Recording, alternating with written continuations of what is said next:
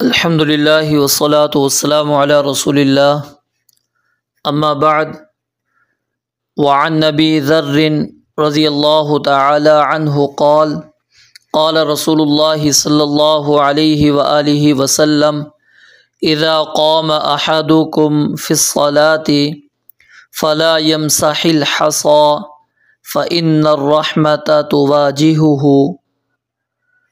سیدنا ابو ذر رضی اللہ تعالی عنہ سے روایت ہے، بیان فرماتے ہیں قال رسول اللہ صلی اللہ علیہ وآلہ وسلم، رسول اللہ صلی اللہ علیہ وسلم نے ارشاد فرمایا، اذا جب قام کھڑا ہو، احدکم تم میں سے کوئی ایک، فی الصلاۃ نماز میں، فلا یمسح پس نہ ہلائے نہ چھوئے، الحصا کنکریوں کو، یعنی جو فرش پر بچھی ہوئی کنکریاں ہیں اس کو نہ ہلائے۔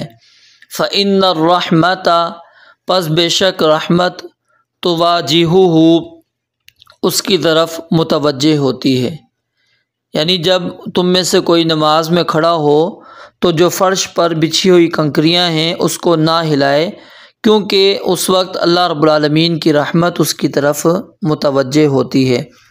رواہ الخمسۃ باسناد صحیح، اس حدیث کو ائمہ خمسہ نے صحیح اسناد کے ساتھ روایت کیا ہے۔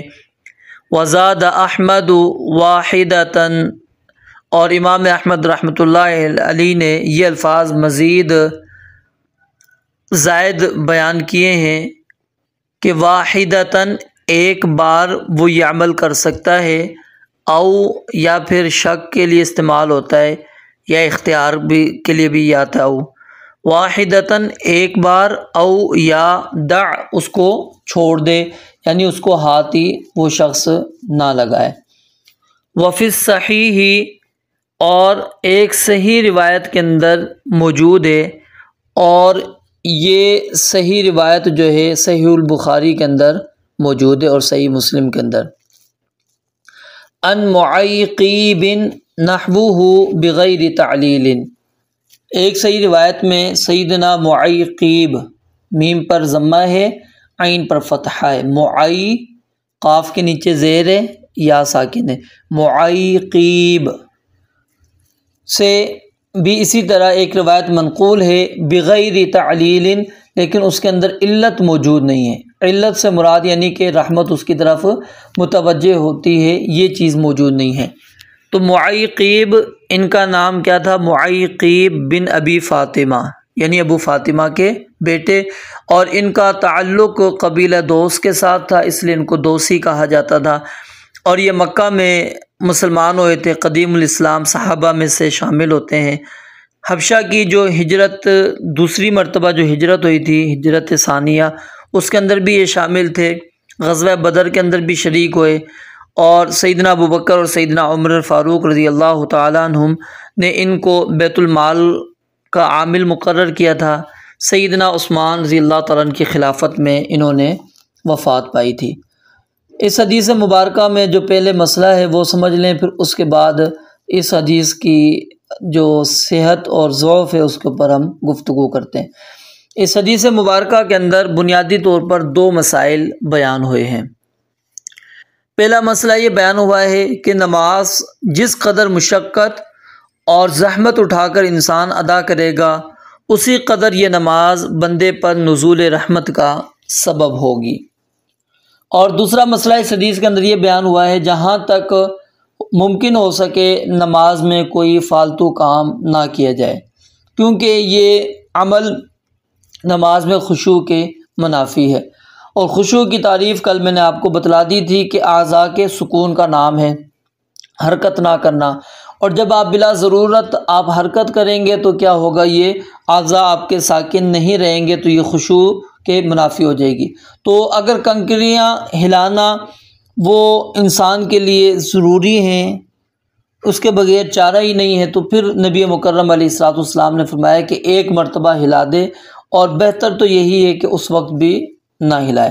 تو اس حدیث مبارکہ کے اندر سے جو مسائل ہمیں ملتے ہیں وہ کیا ہیں کہ نماز میں بلا ضرورت کوئی بھی حرکت نہیں کرنی چاہیے، کیونکہ یہ حرکت کرنا خشوع خضوع کے خلاف ہے، اور کنکریوں کو بھی ادھر ادھر نہیں کرنا چاہیے، کیونکہ رحمت جو ہے وہاں پر متوجہ ہوتی ہے۔ اس کی علماء نے یہ توجیہ بیان کی ہے کہ یعنی جتنی آپ کو مشقت ہوگی، تکلیف ہوگی سجدے کرنے کے اندر، اتنی رحمت آپ کی جانب کیا ہوگی، متوجہ ہوگی۔ تو اس لیے کنکریاں اگر آپ نے درست کرنی ہے تو نماز شروع کرنے سے پہلے آپ کریں، نماز کے دوران نہ کریں۔ ہاں اگر بہت زیادہ ضرورت ہو تو پھر ایک مرتبہ آپ نے ہاتھ پھیر لینا ہے۔ اور یہاں سے یہ مسئلہ بھی ثابت ہو گیا کہ نبی علیہ الصلوۃ والسلام کے دور کے اندر مسجد نبوی کے فرش کے اوپر کیا تھی، کنکریاں بچھائی گئی تھی۔ اور یہ بات بھی میں نے آپ کو بیان کر دی کہ جس قدر مشقت ہوگی، تکلیف ہوگی نماز کی ادائیگی کے اندر، اتنا اجر و ثواب زیادہ ملے گا، اور اتنی رحمت اللہ رب العالمین کی زیادہ نازل ہوگی۔ یعنی جو بندہ ظاہر ہے جس کی ادائیگی کے اندر جو عمل اس کے لیے مشکل ہوگا، تکلیف کا باعث بن رہا ہے، ادا نہیں ہو رہا، لیکن انسان پوری کوشش کر رہا ہے تو اس کو اجر و ثواب بھی زیادہ مل رہا ہے۔ تو اس حدیث کے اندر یعنی کیا مسئلہ بیان ہو گیا، تو میں نے آپ کو بتا دیا کہ کنکری اپنے سامنے جو آپ کے سجدے والی جگہ پر ہے اس کو آپ نے ہاتھ نہیں لگانا، اس کو نماز کے اندر اس کے اندر مشغول نہیں ہو جانا۔ کیوں کہ اس کی رحمت، اللہ رب العالمین کی رحمت جو ہے اس کی طرف متوجہ ہوتی ہے۔ اب ہم آتے ہیں اس حدیث کی سند کے اوپر بات کرنے کے لیے۔ اس حدیث کو امام ابو داود، امام ترمذی، امام نسائی اور امام ابن ماجہ، امام بیہقی، امام دارمی، امام ابن خزیمہ اور امام عبدالرزاق نے ابو الاحوص کی سند کے ساتھ اس کو نقل کیا ہے۔ یعنی اس روایت کا جو مرکزی راوی ہے وہ کون ہے؟ ابو الاحوص۔ اور اس حدیث کو اس راوی کو امام ابن حبان نے اور امام ابن خزیمہ رحمۃ اللہ علیہ نے ثقہ قرار دیا ہے، اور امام ترمذی رحمۃ اللہ علیہ نے اس حدیث کو حسن، اور حافظ ابن حجر رحمۃ اللہ علیہ نے یہاں پر جو حکم نقل کیا وہ کیا ہے؟ صحیح کا انہوں نے حکم نقل کیا ہے۔ اور امام ابن قطان فرماتے ہیں کہ ابو الاحوص سے صرف امام زہری ہی روایت کو نقل کرتے ہیں، اور انہوں نے صرف اس سے کتنی احادیث نقل کی ہیں؟ صرف 2 روایات۔ تو امام زہری سے ان سے جو احادیث روایت کی ہیں لیکن انہوں نے اس کی توثیق نہیں کی، اور اسی وجہ سے کہتے ہیں شاید علامہ ناصر الدین البانی رحمہ اللہ نے اس کو مجہول قرار دے کر اس کی روایت کو ضعیف قرار دیا ہے۔ اور حافظ ابن حجر رحمۃ اللہ علیہ نے بلوغ المرام میں ابو الاحوص سے جو مروی حدیث ہے اس کو صحیح کہا ہے، اور تقریب کے اندر اسی راوی کو ابو الاحوص کو انہوں نے کیا کہا ہے؟ مقبول۔ تو یعنی کہ ابو ذر کی جو حدیث نقل کی ہے اس میں ان کا کوئی متابع نہیں ہے، لہٰذا امام ابن حجر رحمۃ اللہ علیہ کے بقول یہ راوی کیا کہلائے گا؟ لین الحدیث، اور اس کی روایت یہ فی نفسی ہی ضعیف ہوگی۔ اور جہاں تک تعلق ہے معیقیب رضی اللہ تعالیٰ عنہ کی روایت کا، تو انہوں نے نبی علیہ الصلوۃ والسلام سے سوال کیا تھا، تو آپ علیہ الصلوۃ والسلام نے ان کو اجازت دے دی تھی کہ 1 مرتبہ کر سکتے ہو، لیکن اس کے اندر علت موجود نہیں ہے۔ یعنی علت یہ آپ نے کیوں نہیں کنکریوں کو چھیڑنا۔ تو اس حدیث کو اگر ہم ابو ذر والی حدیث کے ساتھ ملا لیتے ہیں معیقیب والی، تو پھر اس بنا پر کیا کہیں گے ہم؟ ابو ذر والی حدیث کو حسن لغیرہ، ٹھیک ہے۔ اور یہ جو معیقیب والی ہے تو میں نے آپ کو بتلا دیا ہے۔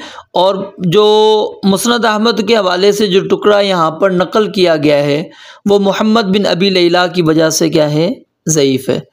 تو بہرحال یہاں سے یہ مسئلہ ثابت ہو گیا کہ حتی الامکان انسان کو کوشش کرنی چاہیے کہ نماز کے اندر کوئی بھی ایسا عمل نہ کریں جو اللہ رب العالمین کی رحمت کو منتشر کرنے کا سبب بنتی ہو، یا پھر انسان کی توجہ وہ نماز سے ہٹا دیتی ہو، یعنی جو نماز کے خشوع خضوع کے خلاف ہو۔ وعن عائشہ رضی اللہ تعالی عنہا قالت، سیدہ عائشہ صدیقہ رضی اللہ تعالی عنہ سے روایت ہے، بیان فرماتی ہیں، سألت رسول اللہ صلی اللہ علیہ وآلہ وسلم، میں نے رسول اللہ صلی اللہ علیہ وسلم سے سوال کیا، عن الالتفات فی الصلاۃ، نماز میں ادھر ادھر دیکھنے کے بارے میں، کہ نماز میں ادھر ادھر دیکھا جا سکتا ہے یا نہیں۔ اس کے متعلق میں نے نبی مکرم علیہ الصلاۃ والسلام سے سوال کیا، آپ علیہ الصلاۃ والسلام نے فرمایا ہوا اختلاس، یہ اچکنا ہے۔ یہ کیا ہے؟ اچکنا ہے، یعنی کہ چپکے سے اور دوسرے کی بے خبری میں کسی چیز کو لے لینا، اس کو کیا کہتے ہیں؟ اختلاس۔ اس کو ہم اچکنا کہہ دیتے ہیں، یعنی اس کی توجہ ہی نہ ہو، آپ توجہ کے بغیر کوئی چیز اٹھا لیں۔ ہوا اختلاس، وہ چپکے سے اچکنا ہے، یختلسہ الشیطان، کہ اچک لیتا ہے شیطان، من صلاۃ العبد، بندے کی نماز سے۔ رواہ البخاری، اس حدیث کو امام بخاری رحمۃ اللہ علیہ نے روایت کیا ہے۔ وللترمذی عن انس، اور امام ترمذی رحمۃ اللہ علیہ کی یہ روایت سیدنا انس رضی اللہ تعالیٰ عنہ سے موجود ہے۔ وصححہ، اور جس کو انہوں نے صحیح بھی قرار دیا ہے، اس کے اندر الفاظ کیا ہیں؟ ایاک والتفات فی الصلاۃ، کہ نماز میں ادھر ادھر دیکھنے سے بچو۔ فَإِنَّهُ ہلاکۃ، کیونکہ یہ باعث ہلاکت ہے۔ یہاں پر ہلاکت سے مراد تباہی بربادی نہیں، بلکہ خیر کثیر سے محروم ہو جانا ہے۔ فَإِن كَانَ لَا بُدَّ، پس اگر لازمی ہی ہو، یعنی یہ التفات ضروری ہو، دیکھنا ادھر ادھر ضروری ہو، تو فَفِي التَّطَوُّعِ، وہ نفل نماز کے اندر کیا جائے، نہ کہ فرض نماز کے اندر۔ اس حدیث مبارکہ کے اندر جو مضمون بیان ہوا ہے وہ کیا ہے کہ نماز میں ادنا سے ادنا حرکت بھی نہ کی جائے، کیونکہ یہ نماز کے خشوع خضوع کے خلاف ہے۔ اور انہی میں سے ایک حرکت یہاں پر نبی مکرم علیہ الصلاۃ والسلام نے التفات کی ذکر کی۔ التفات کیا ہوتا ہے؟ نگاہوں سے ادھر ادھر دیکھنا۔ اب اس سے نماز کیا ہو جاتی ہے؟ ناقص ہو جاتی ہے۔ اگر انسان ادھر ادھر دیکھنے کے ساتھ گردن بھی موڑتا ہے تو یہ اور زیادہ اس کی نماز کو ناقص کر دیتی ہے، اور اگر ساتھ میں سینہ بھی گھوم جاتا ہے، یعنی دائیں بائیں انسان ہو جاتا ہے، تو پھر اس کی نماز کیا ہو جاتی ہے؟ باطل ہو جاتی ہے۔ اور اگر گردن موڑنا اتنا ہے کہ وہ عمل کثیر کہلائے، تو پھر اس سے اس کی نماز بھی کیا ہو جاتی ہے؟ باطل ہو جاتی ہے۔ تو نبی مکرم علیہ الصلاۃ والسلام سے سیدہ عائشہ رضی اللہ تعالیٰ عنہ نے سوال کیا۔ یہاں پر سیدہ عائشہ رضی اللہ تعالیٰ عنہ کا علم کے معاملے میں حریص ہونا ثابت ہوتا ہے کہ وہ کس قدر علم کے متعلق حریص تھیں، اور وہ نبی مکرم علیہ الصلاۃ والسلام سے مسئلہ انہوں نے پوچھا، سوال کیا۔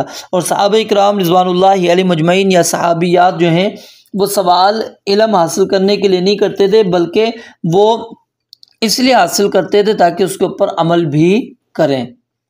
اور دوسری بات یہاں پر سیدہ عائشہ رضی اللہ تعالیٰ عنہ کی فضیلت بھی ثابت ہوتی ہے۔ اور اسی طرح یہاں پر یہ مسئلہ بھی ثابت ہوتا ہے کہ نبی مکرم علیہ الصلاۃ والسلام سے جب التفات کے بارے میں سوال کیا گیا کہ نماز کے اندر ادھر ادھر دیکھنا یہ کیسا ہے، تو آپ علیہ الصلاۃ والسلام نے فرمایا کہ یہ شیطانی عمل ہے، کیونکہ شیطان مسلمان بندے کی نماز میں سے کچھ بھی نہیں لے سکتا۔ ہاں، اس طرح چپکے آ کر وہ اس کی نماز کے اندر وسوسے اس کو ڈالتا ہے، خیالات ڈالتا ہے، جس کی وجہ سے اس کی نماز کو وہ ناقص بنا دیتا ہے، اللہ کی رحمت سے اس کو دور کر دیتا ہے، اور اللہ اور اس بندے کا جو تعلق ہوتا ہے اس تعلق کو وہ کمزور کر رہا ہوتا ہے۔ تو التفات اس کی دو قسمیں، ایک ہوتا ہے التفات قلبی، یعنی دل آپ کا جو ہے کسی اور کی جانب متوجہ ہو رہا ہے، آپ دل کے اندر کچھ سوچنے آگے پیچھے جا رہے ہیں۔ اور دوسرا التفات بدنی، کہ آپ بدن کو دائیں بائیں کر رہے ہیں، پھیر رہے ہیں، اس بدن سے آپ جو ہے ادھر ادھر دیکھ رہے ہیں۔ التفات بدنی کی پھر علماء نے دو قسمیں بیان کی، ایک وہ جو نماز کو بالکل باطل کر دیتی ہے، اور دوسری وہ ہوتی ہے جو باطل نہیں کرتی لیکن نماز کو ناقص کر دیتی۔ جو اس حدیث کے اندر جو بیان ہوا ہے کہ نماز کے اندر ادھر ادھر دیکھنا، یہ نماز کو ناقص کرنے والی عمل ہے، یہ نماز کو ناقص کرتی، نماز کو باطل نہیں کرتی۔ اور جہاں تک تعلق ہے دل کے اندر کہ التفات آ جائے بندے کو، کیا اس سے نماز باطل ہوتی ہے؟ اس کے اندر صحیح موقف یہی ہے کہ اس سے نماز باطل نہیں ہوتی، لیکن ثواب کے اندر جو ہے کمی ہو جاتی ہے۔ تو آپ علیہ الصلاۃ والسلام نے اس حدیث مبارکہ کے اندر علت بھی بیان کر دی کہ یہ شیطان یہ کام کیوں کرتا ہے، کیونکہ وہ ہلاکت کا باعث ہے، وہ اس کے لیے تباہی کا باعث ہے، وہ اس کو خیر کثیر سے محروم کرنا چاہتا ہے۔ وہ یہ نہیں چاہتا کہ انسان کا رب العالمین کے ساتھ ایک تعلق مضبوط رہے اور نماز کے اندر وہ پوری توجہ کے ساتھ نماز ادا کر سکے۔ تو اس کے اندر بالکل یہ چیز یعنی کہ واضح ہوگی۔ اور ایک اور چیز یہاں پر سمجھ لیں کہ جو امام ترمذی رحمۃ اللہ علیہ کی یہاں پر جو الفاظ نقل کیے گئے نا، ولی ترمذی عن انس وصححہ، بلوغ المرام کے جو اکثر جو مطبوعہ نسخے ہیں اس میں اس روایت کو کسی بھی صحابی کی طرف منسوب نہیں کیا گیا، اس کے بغیر ہی اس کو نقل کیا گیا ہے۔ اور بعض میں جیسا کہ یہاں پر میں نے آپ کو پڑھ کے بھی بتایا کہ وہ انس رضی اللہ تعالیٰ عنہ کی طرف منسوب ہے۔ اصل میں کیا تھا کہ امیر صنعانی جو ہیں جنہوں نے سبل السلام لکھی ہے، ان کے پاس جو نسخہ تھا اس میں اس روایت کو کسی بھی صحابی کی طرف منسوب نہیں کیا گیا تھا۔ تو اس روایت سے پہلے چونکہ سیدہ عائشہ رضی اللہ تعالیٰ عنہ سے یہ روایت مروی ہے تو انہوں نے اس کو سیدہ عائشہ کی طرف ہی منسوب کر دیا، لیکن یہ ترمذی میں یہ روایت کس سے مروی ہے؟ سیدنا انس رضی اللہ تعالیٰ عنہ سے۔ اور امام ابن حجر رحمۃ اللہ علیہ نے اس حدیث کا یہاں پر جو حکم نقل کیا ہے وہ حکم انہوں نے کیا نقل کیا ہے کہ ترمذی کے حوالے سے کہ وصححہ، اس کو صحیح کہا ہے کہ ترمذی میں امام ترمذی رحمۃ اللہ علیہ نے اس کو صحیح قرار دیا ہے۔ لیکن جب ہم اس کے مطبوعہ نسخے میں دیکھتے ہیں تو اس کے اندر امام ترمذی رحمۃ اللہ علیہ نے اس حدیث کو روایت کرنے کے بعد اسے حسن غریب کہا ہے، یا پھر بعض میں فقط حسن کے الفاظ ہیں اور بعض میں حسن صحیح۔ تو اس سے یہ معلوم ہوتا ہے یا تو حافظ ابن حجر رحمۃ اللہ علیہ کے پاس جو ترمذی کا نسخہ تھا اس میں حسن صحیح درج تھا، اس لیے انہوں نے وصححہ کے الفاظ یہاں پر نقل کر دیے۔ اس روایت کو اگرچہ امام ترمذی نے حسن صحیح کہا ہے لیکن حقیقت میں یہ روایت 3 علتوں کی وجہ سے ضعیف ہے۔ ایک تو عبداللہ بن مثنیٰ جو ہے مختلفی راوی ہے، دوسرا علی بن زید یہ ضعیف راوی ہے، اور سعید بن مسیب اور سیدنا انس رضی اللہ تعالیٰ عنہ کے درمیان میں کیا ہے؟ انقطاع ہے، کیونکہ ان کی آپس میں ملاقات اور لقاء اور سماع ثابت نہیں ہے۔ اور اسی طرح امام ابن ابی شیبہ نے یہ روایت سیدنا ابو ہریرہ رضی اللہ تعالیٰ عنہ سے بھی نقل کی ہے، وہ روایت بھی کیا ہے؟ منقطع ہے، کیونکہ امام حسن بصری کا اور سیدنا ابو ہریرہ رضی اللہ تعالیٰ عنہ کا سماع ثابت نہیں ہے۔ تو بہرحال یہ روایت کیا ہے؟ ضعیف ہے، لیکن مسئلہ اس سے یہی نکلتا ہے کہ نماز کی حالت کے اندر بندے کو ادھر ادھر نہیں دیکھنا چاہیے، اور اگر وہ دیکھتا ہے تو اگر تو مکمل طور پر جسم کو وہ پھیر لیتا ہے تو پھر اس سے نماز کیا ہو جائے گی؟ باطل ہو جائے گی۔ اگر ویسے ہی نگاہ وہ پھیرتا ہے تھوڑی بہت تو اس سے ثواب کے اندر کمی آتی ہے، نماز اس کی ناقص نہیں ہوتی۔ اور علماء نے یہاں پر یہ بھی بات بیان کی ہے کہ اگر ضرورت ہو، ضرورت کے تحت وہ یعنی نظر کو ادھر ادھر کر سکتا ہے، جیسے کہ ابو بکر رضی اللہ تعالیٰ نے ایک مرتبہ نماز پڑھا رہے تھے تو نبی مکرم علیہ الصلوۃ والسلام جب آنے لگے تو صحابہ کرام رضوان اللہ علیہ مجمعین نے ابو بکر رضی اللہ تعالیٰ عنہ کو متوجہ کرنے کے لیے سبحان اللہ کہنا شروع کیا۔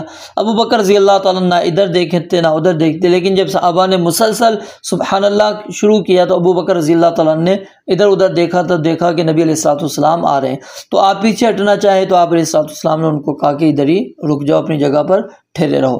تو یعنی یہ یہاں سے پھر علماء نے یہ ثابت کیا ہے کہ اگر ضرورت ہو، ضرورت کے تحت دیکھ سکتے ہیں، واللہ عالم۔